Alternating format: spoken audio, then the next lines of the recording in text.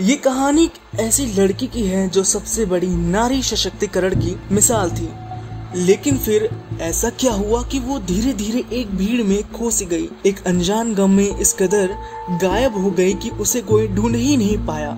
और उस लड़की का नाम है जॉयस विंसेंट। साल 2006 में जॉयस विंसेंट नाम लंदन के हर छोटी बड़ी अखबार में सुर्खियां बटोरी थी, वो भी एक ऐसे कारण से जिसने लोगों के सामने एक सवाल खड़ा कर दिया था, और वह यह है कि आखिर ये सब हुआ कैसे।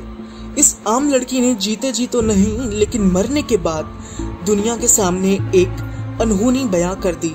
उस बंद कमरे में मिली उसकी लाश की कहानी लंदन के इतिहास में दर्ज हो गई।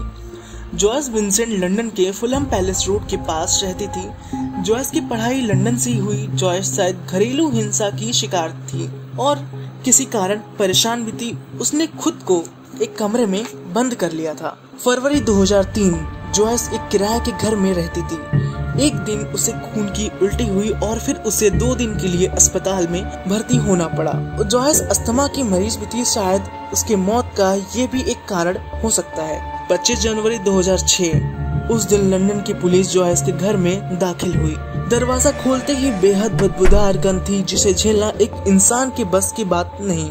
दरवाजा खोलने पर टीवी के चलने की आवाज आ रही थी, जैसे कोई घर के अंदर बैठकर टीवी देख रहा हो। लेकिन कुछ और आगे चलने पर उन्होंने जो देखा, उसे देखने के बाद किसी के बीच पैरों तले जमीन खिसक सकती है। सोफे पर पड़ा वो कंकाल मानो ऐसा था जैसे किसी ने बड़े प्यार से उसे उस जगह पर बैठाया हो। वो किसी और का नहीं बल्कि जॉयस विंसेंट का ही कंकाल था, जो पिछले 3 साल से वहाँ सड़ रहा था। 3 साल तक उसका शरीर वैसे ही सोफे पर पड़ा रहा।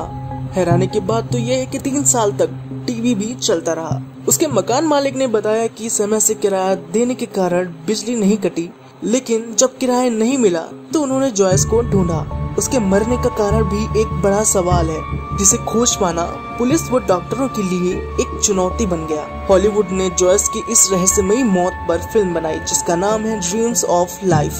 अगर आप जॉयस विंसेंट और उसे करीब से जानना चाहते हैं तो इस फिल्म को जरूर देखें। ये फिल्म आपकी कुछ मदद कर सकती है।